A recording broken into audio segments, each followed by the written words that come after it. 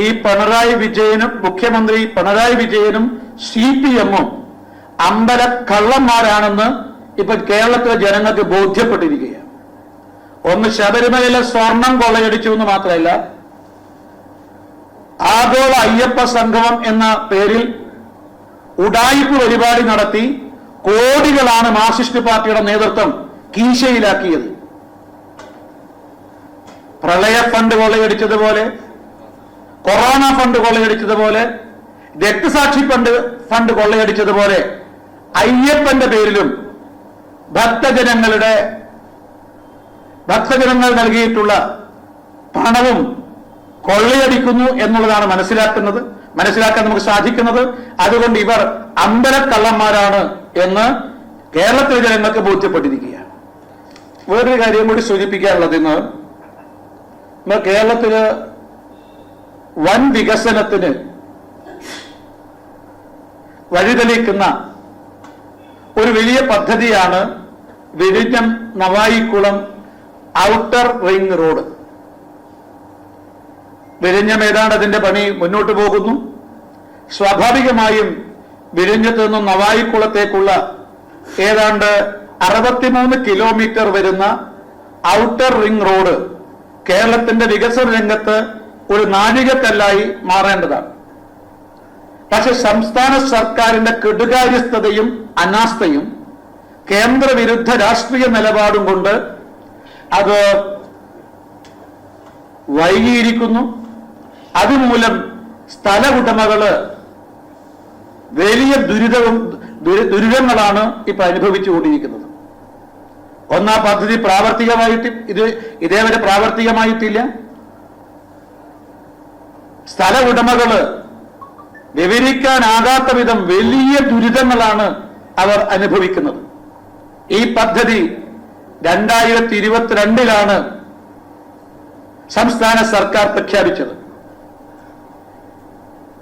ഞങ്ങൾ 3 വർഷം കൊണ്ട് ഈ പദ്ധതി നടപ്പിലാക്കുമെന്നാണ് 2022-ൽ സംസ്ഥാന സർക്കാർ പ്രഖ്യാപിച്ചത്.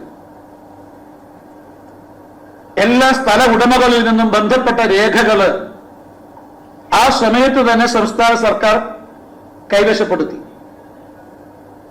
അതിനുശേഷം സ്ഥല ഉടമകൾക്ക് അവിടെ വീട് നിർമ്മിക്കാനോ ആ സ്ഥലത്ത് എന്തെങ്കിലും ചെയ്യാനോ അതുപോലെ അതിന്റെ രേഖകൾ പണയം വെച്ച് കടമെടുക്കാനോ സാധിക്കുന്നില്ല.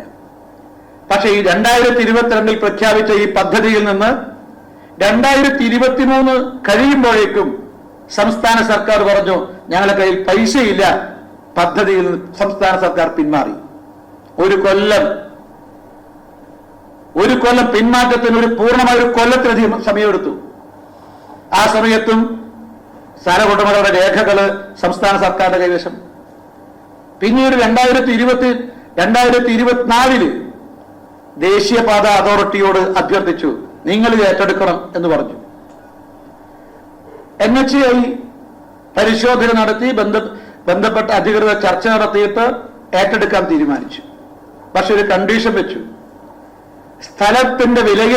സ്ഥലവിലയുടെ 50% എങ്കിലും സംസ്ഥാന സർക്കാർ എടുക്കണം, ബാക്കി സ്ഥലവിലയുടെ 50% നിർമ്മാണത്തിനും ആവശ്യമായ പൂർണ്ണമായ ചെലവ് കേന്ദ്ര സർക്കാർ ദേശീയപാത അതോറിറ്റി വഹിക്കും എന്നും പറഞ്ഞു. പക്ഷേ ആവർത്തിച്ചാവശ്യപ്പെട്ടിട്ടും കരാറിൽ ഒപ്പിടാൻ സംസ്ഥാന സർക്കാർ തയ്യാറായില്ല. ഈ കാര്യത്തിൽ 50% കൊടുക്കാൻ ഞങ്ങൾ പണമില്ല എന്നാണെന്ന് പറഞ്ഞത്. പക്ഷെ ഇക്കാര്യത്തിൽ കേന്ദ്ര സർക്കാരുമായി കേന്ദ്ര മന്ത്രിയുമായി ചർച്ച നടത്താൻ പോലും മുഖ്യമന്ത്രിയോ മന്ത്രിമാരോ സമയം കണ്ടെത്തിയില്ല.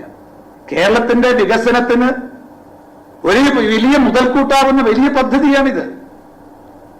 എന്നിട്ട് സ്ഥലത്തിന്റെ വിലയുടെ കേവലം 50% കൊടുത്താൽ മതി, ബാക്കി എല്ലാ ചെലവും കേന്ദ്ര സർക്കാർ വഹിക്കും എന്ന് വ്യക്തമാക്കി.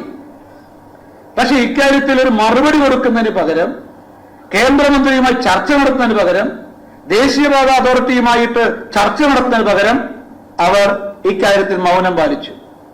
ഏറ്റവും ഒടുവിലാണ് അവസാനം കരാറിൽ ഒപ്പുവെച്ചത്. കരാറിൽ ഒപ്പുവെച്ചതിന് ശേഷം ഇതിന്റെ പരിസ്ഥിതി പഠനത്തിന് അനുമതിക്കും ആവശ്യമായിട്ടുള്ള ബന്ധപ്പെട്ട രേഖകൾ NHAI ഏൽപ്പിക്കാൻ സംസ്ഥാന സർക്കാർ തയ്യാറായില്ല. ഏറ്റവും ഒടുവിലാണ് ഇപ്പോൾ ഈ വിഷയം BJPയുടെ ശ്രദ്ധയിൽ വന്നത്.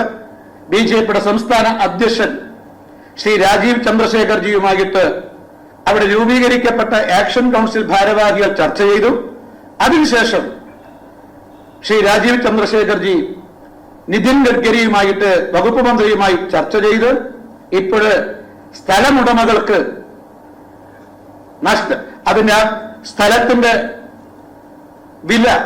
സ്ഥലവില നൽകാമെന്ന് ഉറപ്പു നൽകിയിട്ടുണ്ട്.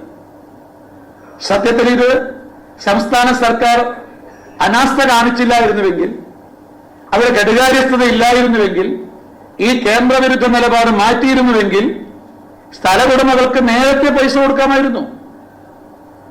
പക്ഷേ സംസ്ഥാന സർക്കാരിന്റെ കെടുകാര്യസ്ഥതയാണ്, കഴിവില്ലായ്മയാണ് ഈ പദ്ധതി ഇത്രയും വൈകിയത്. അതിന്റെ ഫലമായിട്ടാണ് സ്ഥല ഉടമകള് നിത്യദുരിതത്തിലായത്. ഇത് യഥാർത്ഥത്തിൽ നമ്മുടെ കൊല്ലത്ത് കേന്ദ്ര സർക്കാർ അനുവദിച്ച ESICയുടെ കീഴിൽ 600 കോടി രൂപ ചെലവഴിച്ച് ഒരു മെഡിക്കൽ കോളേജ് സ്ഥാപിക്കാമെന്ന് പറഞ്ഞിട്ടും ഒരു എസൻഷ്യാലിറ്റി സർട്ടിഫിക്കറ്റ് ഹാജരാക്കാൻ ഇതുവരെ സംസ്ഥാന സർക്കാർ തയ്യാറായിട്ടില്ല.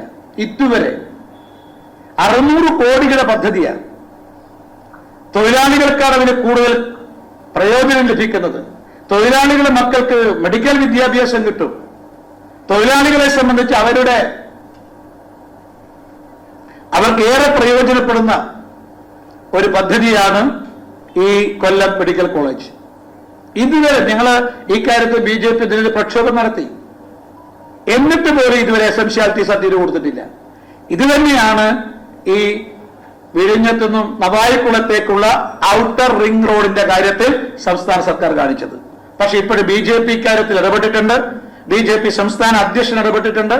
അദ്ദേഹം വകുപ്പ് മന്ത്രിയുമായി ചർച്ച ചെയ്തിട്ടുണ്ട്. അടിയന്തരമായിട്ടും എത്രയും പെട്ടെന്ന് സാങ്കേതിക പ്രശ്നങ്ങൾ പരിഹരിച്ചുകൊണ്ട് സ്ഥല ഉടമകൾക്ക് നഷ്ടപരിഹാരം നൽകാമെന്ന് മന്ത്രി ഉറപ്പു നൽകിയിട്ടുണ്ട്.